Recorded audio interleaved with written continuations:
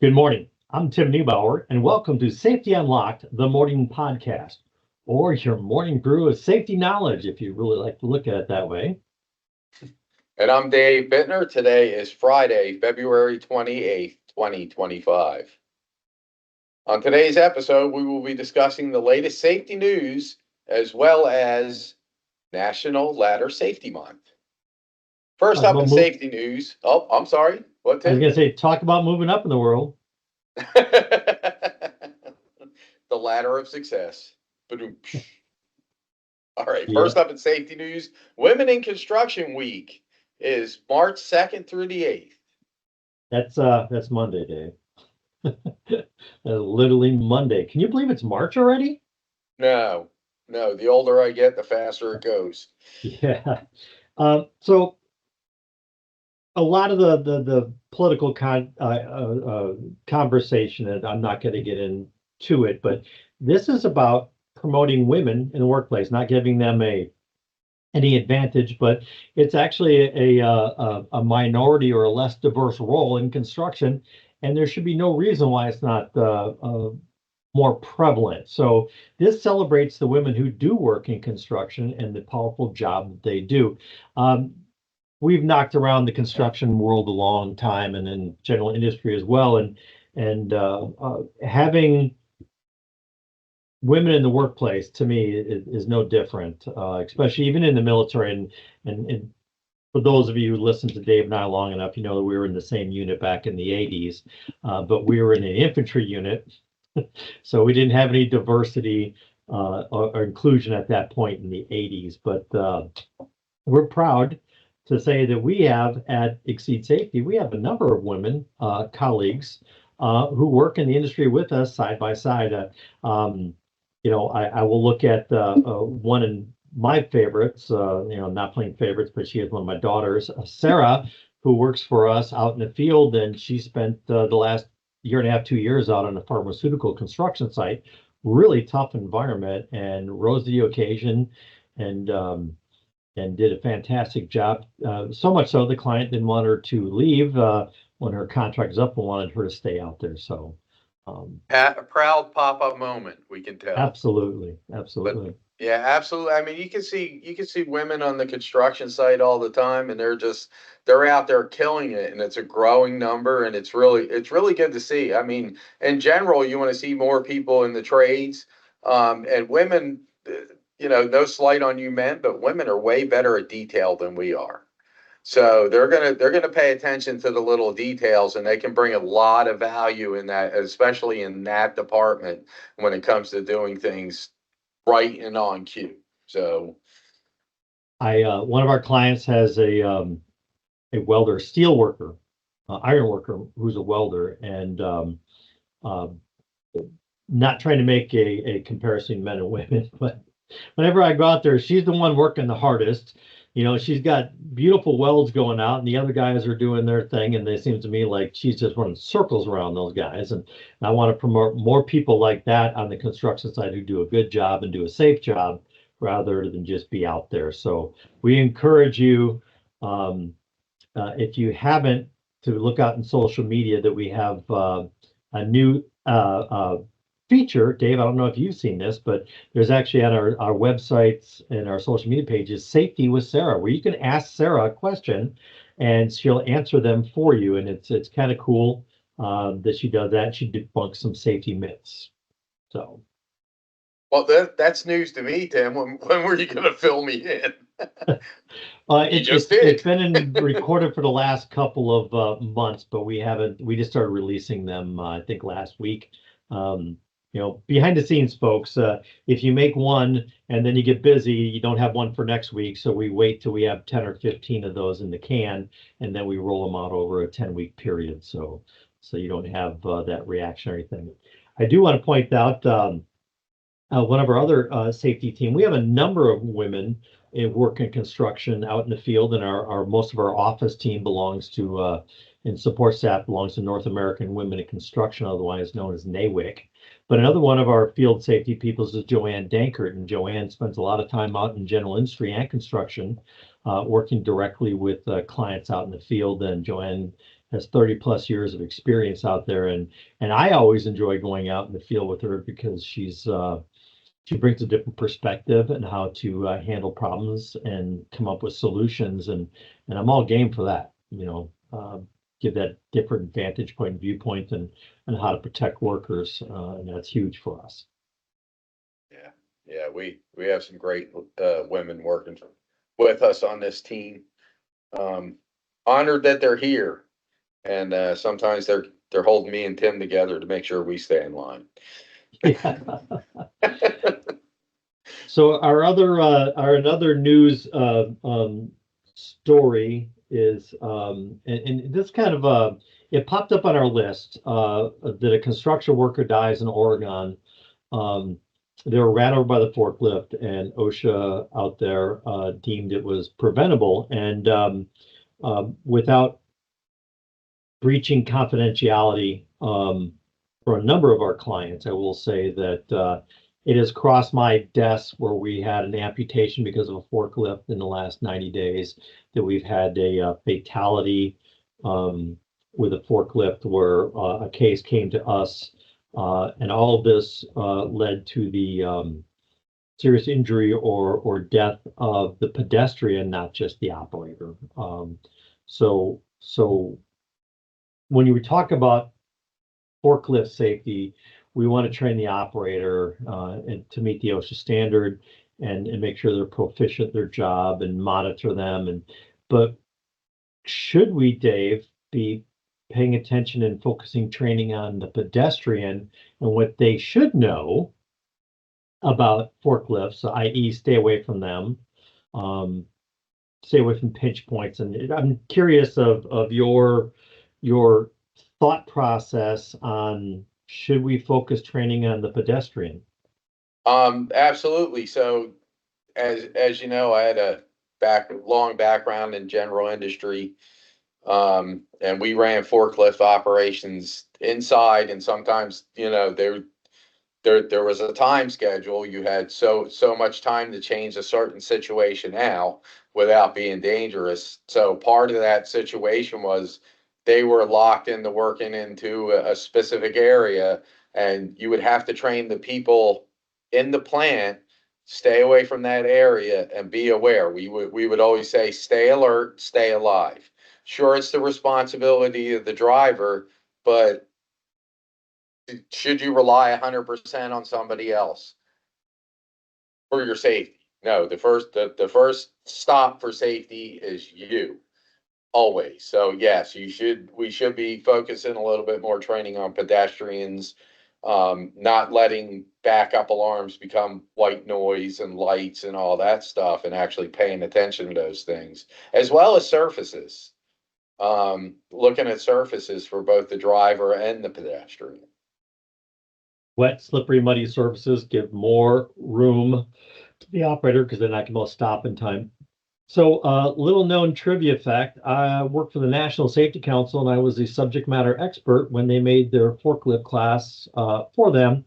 And when they were shooting the videos, we had a lot of extras lined up. And as it got later at night, we had less and less extras. And I actually appeared in a couple of scenes as we were filming. And there's one section where a forklift comes to the end of an aisle, and the pedestrian steps out and almost gets hit by the forklift, and it's all staged and it's for filming purposes, but I'm the pedestrian who wasn't paying attention, who stepped in front of the forklift. So if you ever use that program, you'll see me in a couple times, and I don't know how it worked out that I was always the unsafe behavior being filmed as the extra. So when talking about surfaces, I don't know if you remember, a couple years ago, we had a client where I had to go out to the job site because they hit a rut with the forklift and dropped some steel material and crushed the porta pot. Luckily, there was no one in there, but Yep. yeah.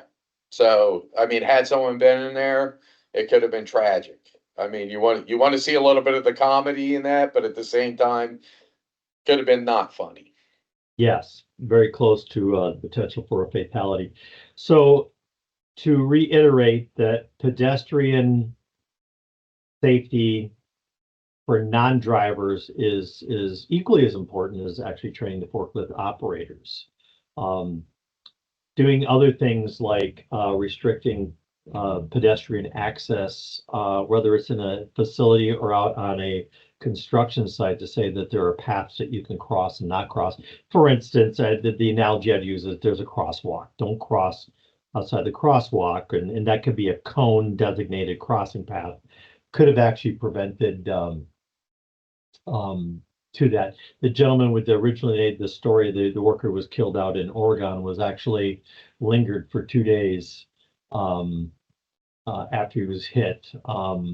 So literally walking around and was not noticed by the lift truck operator and was ran over by them. So high vis clothing, direction of travel, restricted pedestrian access are all potential things, but also making sure the employers are aware that the operator might not be able to see you for blind spots generated by the load or by the machine itself, whether you're traveling frontwards or backwards, are all things to consider to train the drivers. And some of you who've been long-time listeners are aware that I helped film a virtual reality product where we did blind spot safety. We created a VR product where you can practice where blind spots are. But one of the cool things about that product is we actually filmed twice. We filmed from the pedestrian's point of view and from the driver's point of view. So if you were watching it from the pedestrian, you would see that the machine was red when you're walking around. The driver can't see you, and the second you step into the driver's view, the red tint would go away from the slide. And it was very impactful for the users to say, oh my gosh, I was in a blind spot and didn't even use it. And Dave and I can jump on our soapboxes and talk about all those drivers who drive in your blind spot going down the road and they're oblivious that you can't see them, and you're doing 55 miles an hour out in the highway and they're driving a foot away from you in a blind spot. And to teach these pedestrians where the blind spots are, I think, is a huge discussion that employers should be having about blind spot awareness, and not just leave the burden solely on the lift truck operator. Absolutely. And if you're anywhere behind it, never walk behind a moving fork truck, vehicle, what have you, until you know that you're seen and clear. Okay, so what I'll do is, if I'm on a job site, I get their attention even if I have to walk across their path. I make sure that they see me and they acknowledge me non-verbally, and you can see the non-verbal cue when they look at you and you look at them, and you can make a hand signal, can I go, or whatever. But make sure the proverbial head that nod. You say sup, and they lift up their head and say sup back, and then you look. Did I piss that guy off last time? Maybe I don't want to step on the phone. Yeah, but you know what I'm saying. I mean, there are ways to conduct yourself on a job site as a pedestrian. Don't think the driver sees you. Don't assume it. Just because you have a high vis vest on. Right. Blind spots are there. They happen. Closing out this topic, our motto for 2025 is you can't train too much for a job that will kill you. Exactly. Our next news item is the Congress is focusing on truck technology and work zone safety. I recently bought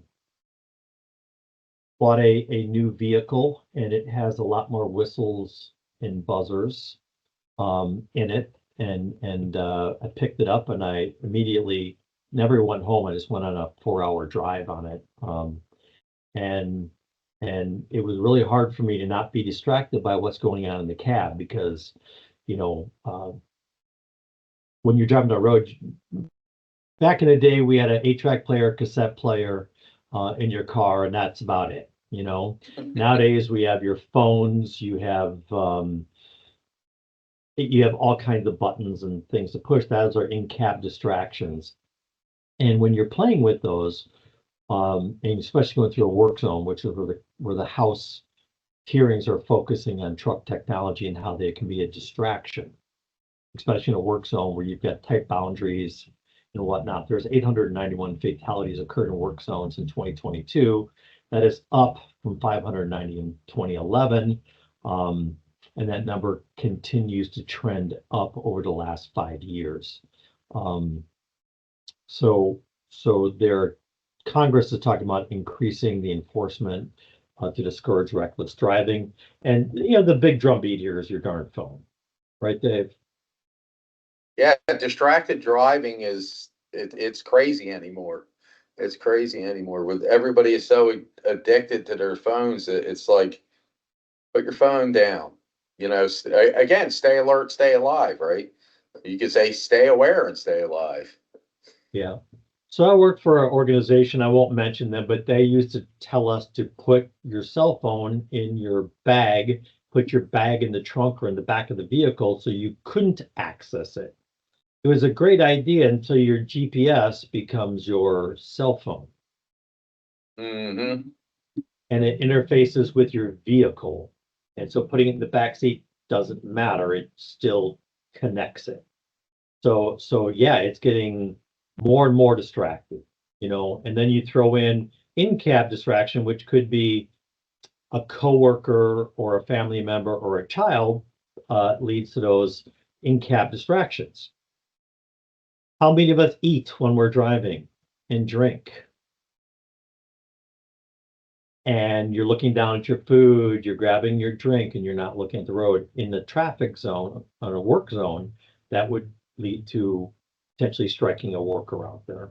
Um, Work zones are also considered tunnels, bridges, leave limited way for workers to get out of the way, and leads to substantial exposure to them. So eyes focused, no distractions. Um, Good news is, folks, when you get a little older, you will turn the radio down to find the address to remove those in cab. Absolutely true. I'm speaking I from can Dave and I's confirm from that. experience. So slow down, increase your following distance, turn off the radio, um, and be prepared for that stuff, um, especially when you're in the work zone. So, Definitely slow down. I see, most people in the construction industry, sorry, I would hope would slow down when they see that sign that says work zone, but I see a lot of people that don't. And I mean, that's sad. I mean, you're saying that basically I don't respect somebody else's life, or I think that I'm just, out of 8 billion people in the world, I'm the best driver. And I would never do that. George Carlin once said, famous comedian, anybody who drives faster than me is crazy. Everybody who drives slower than me is stupid.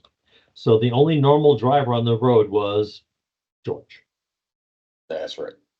That's right. Yeah. Um, so slow down, avoiding cab distractions. There's increased awareness and increased penalties and oversight in work zones. This month, March, coming up on tomorrow, is National Ladder Safety Month. It was created to raise awareness of ladder safety and to decrease the number of ladder-related injuries and deaths.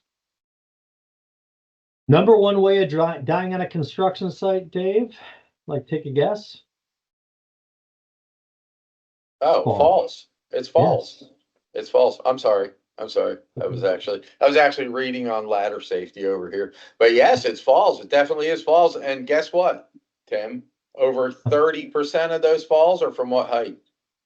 Less than 6 feet. Well, it's like 11 to 14 feet Yeah. is the actual number, is like 11 to 14 feet. And then there is a large number that are less than 6 feet and on surface. Hmm. Which is funny, but you think 11 to 14 feet. So how would you suffer a fatality at 11 to 14 feet? I must What tell what do one of you my do? favorite jokes is I fell out of my mama's tree when I was a little kid, 11 feet. Now I'm okay now. I'm okay now. I'm okay now. Yeah. Well, well, hopefully you're not climbing a tree at a job site, but I'm thinking you're probably on a ladder, right? And usually when you're on a ladder, there's a lot of things below, job boxes, etc., tools, other structures. So a lot of these fatalities are happening off of ladders. And why? You see stuff like people walking ladders, and first time I ever heard of someone, oh, don't let somebody walk a ladder. I'm like, what do you mean walk a ladder? You know, stand on it and jump. I'm like, nobody would do that. That just seems like something you'd see in a comedy. Dude, look Guys, at believe it or YouTube. There's not, like I 10 have of them. seen it on job sites. Yep. I have seen people holding the ladder and jumping and traveling with the ladder. I can't get up on my tailgate. It's too high for me. I'm pretty safe at this point. So that goes back down to training and awareness, Dave. You know, I recently had a conversation with some counsel, and the question they asked was, it should be common sense, and the answer was, if common sense was so common, Dave and I wouldn't have a job. Correct. So we have to train people not to walk a ladder, not to use a A-frame ladder in the closed position, although there's new models that allow that stuff. We have to train them the capacity and the limitation of the ladder. Hey, they put a sign out that says, don't stand above this step, no sitting or standing. And then what does everybody do? Sits or stands on it. Sure, and there's certain rules of thumb. I had someone last week ask me when I went to a training class on a sidebar. They asked me about a ladder, and they said, you know, they were reaching over here, and they probably shouldn't have done it. I said, well, that's your first cue. If you know you probably shouldn't have done it, you're probably right. And they asked, you know, what, you know, how far over can I reach? And you know, if your midline passes or your belt buckle passes the rail, you're too far. Oh yeah. That's the rule of thumb. Are you sure it's not when the leg picks up off the ground? Hey, 3 points of contact, okay? And that does not include your belly sitting on the top if you got one like I have. Okay. So the other things are, you know, place your ladder at the right angle, make sure it's tied off at the top if it's an extension ladder. Yep. Don't jump off of it. Right. Don't jump. Well, you know, I actually have a ladder that the bottom step is it's a clicker. So I know on the bottom step, because there's a large number of people who think they're on the bottom step and then take that big step back and they're on the second from bottom step. Mm-hmm. So this ladder that I have, it actually has a click in the bottom. So when you hit the bottom step, it goes click and you say, oh, I'm on the bottom step. I'm sure wow. we both know somebody who's taken one step back. I work for a company where the owner of the company, as a young person, stepped off and the ring caught on there and he was hanging by his ring finger because he stepped off the wrong step unintentionally. Oh. Yeah. So there's just a lot of pain I feel just thinking about that. He was a big boy too, so there was a lot of weight. He's lucky that finger stayed on. So So inspection and maintenance. Your ladder has to be in good working order. And the only way you're going to do that, know it's going to be there, is inspect it. A lot of these ladder manufacturers don't make spare parts, so when it fails inspection, the only option you have is throw it away. Throw it away. And Cut you it in should half and throw document it those away, inspections. so it can't be used. Yep. That's what I said. Cut it in half. You know, make a lot of little parts out of it, so it can't be used. Because putting a sign out saying "do not use" means do not use if it's convenient. If it's inconvenient, you're going to use it. So inspection and maintenance on there, make sure they're clean, they're not cracked. Little known rule, you can't paint or put varnish on a ladder, especially wood ladder. It has to stay in the natural form. They want it to wear out. Now it's okay to paint like the company name on there or to mark it, and you should have your ladders serialized. They don't come serialized. But if you're going to inspect them and you want to do that annual inspection, you have to be able to say, I inspected this ladder, and most companies are going to have more than one ladder. However, I will say there's a lot of companies that are using the policy of ladder last, which is they're not allowing you to use ladder until you've exhausted all other means to prevent incidents. So, and also your stickers, make sure that your safety and your warning stickers are good. And they could be ordered through various industrial and construction supply companies. I won't say any names. No free plugs today. No free plugs today. Be aware. Don't use metal ladders. around any electrical lines. We discourage using metal ladders on job sites altogether, on construction sites, just because you think it should be used in one way and somebody's going to take it somewhere else. And someone said the other day, well, what about painters? And it's like, well, does anybody ever leave an electrical wire hanging out of a box on a wall on a construction site? That may be Extension hot. cords running down. Yep. Yep, extension cords running down. That's another thing. That's not a place to put your extension cord. You don't hang it on your ladder, because when you're hanging it on your ladder, guess what you're doing? You're gonna obstruct the rungs of the ladder sooner or later, or you can get tangled up in it. So Dave, You one of know, the things that I used to see a lot of is they would drill a hole in the side and put a hanger on there so you can hang your tools or that cord off this side of the ladder. to make it weaker, you mean? Yeah. Plus, you've also drilled a hole in it, so you've now basically ruined the ladder. They actually have accessories that are pretty cool.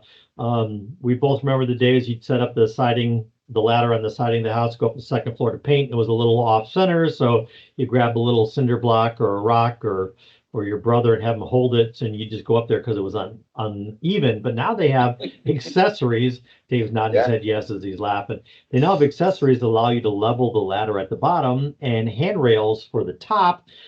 So they have a lot of accessories to help solve problems. Check with your ladder manufacturer, or when you buy a ladder, make sure you buy one that allows you to have those extra accessories on there. Yeah, those levelers are really cool, and they even have them for indoor ladders for like on stairs and things like that. And they make specific ladders that will bend like Gumby, Yeah. and still be rigid. So other things to think about are like job made ladders. Mhm. If you're using job made ladders, make sure that that the rungs are reinforced and that they're correctly made. Yep. And actually, I've seen the vast majority of job made ladders I see are pretty good. But I have seen a few that, do not have reinforced rungs, and that's a no-no. Yeah. It's hard to build those, although I was on the client site a couple of weeks ago. And I took a picture of a site built ladder, and the guy was like, "What's wrong?" I said, "No, this is the most beautiful site built ladder I've ever seen. We're gonna use it on our website. It's a Hall of Fame moment." And he's like, "All right, cool, dude." So they have a lot of attachments, a lot of accessories out there. I actually have one that I bought, and it's a 8-foot step ladder, and it allows you to extend into a 16-foot ladder, and you can use it in a bunch of different positions, and set up a different way. That actually has a top section, so you can use it in the closed position, but it has a set of wings that pop out, so you can use it against a pipe or a tree or in a corner. It's really cool. I paid like an extra $50-$60 for the ladder, but in the big picture, I ended up with 3 different ladders for $50 extra, so it was well worth it. So Sure, and on your folding ladders, you can get ones that are called lean safe. And if they're not made for that application, do not use them and lean them against the wall, which that'd I be lean saw. unsafe.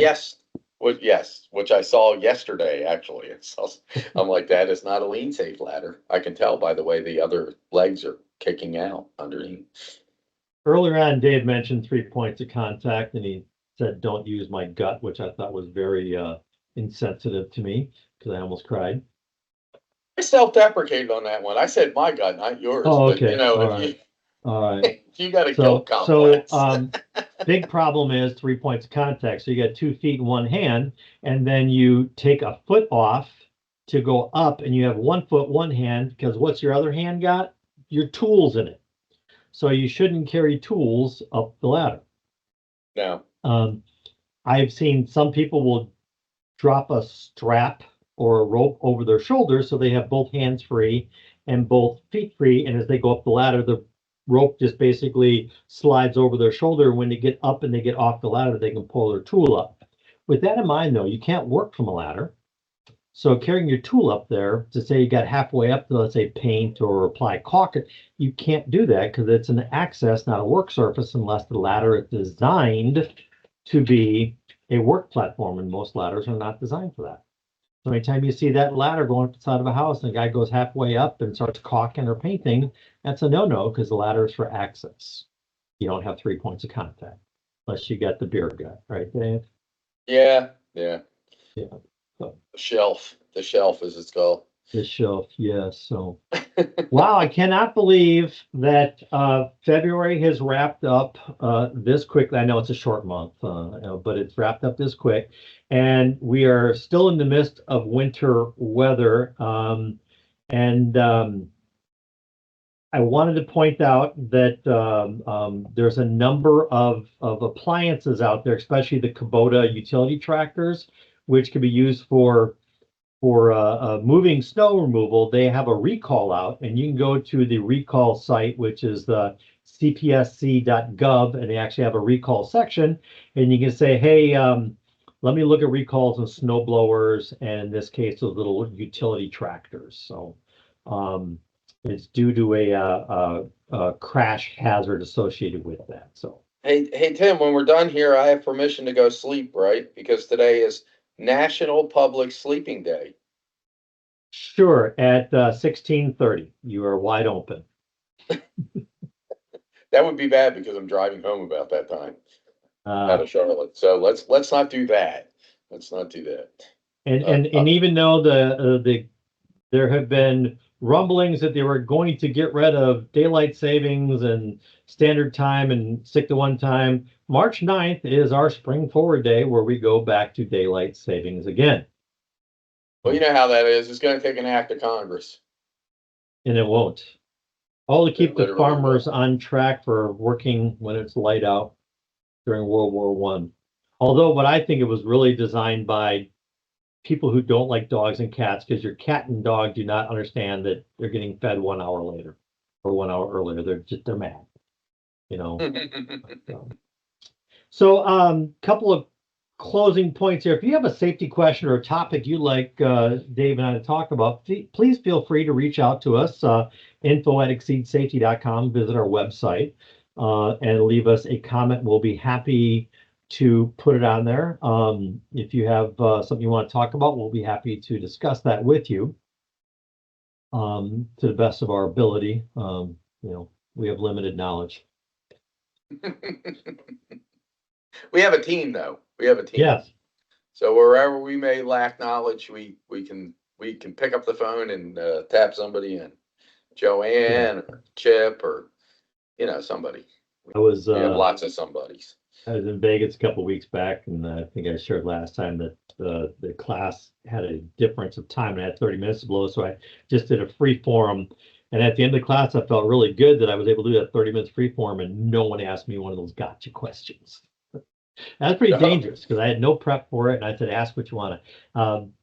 So you can ask those questions. If you stump me, I'm going to tell you guys, you stump me, and we'll call one of our team members in to do that. So Sure. Nobody knows everything, but you know what? We can all learn together, and that's the point.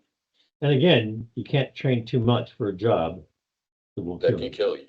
Yeah. That wraps up this episode of Safety Unlocked, the morning podcast. Don't forget to subscribe to the morning show wherever you get your podcasts and follow us on social media. You can find us at LinkedIn, Facebook, Instagram, YouTube, and at Exceeds Safety.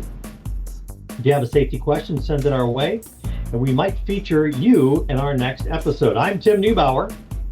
And I'm Dave Bittner. Remember, safety is everybody's business. Make it a safe day.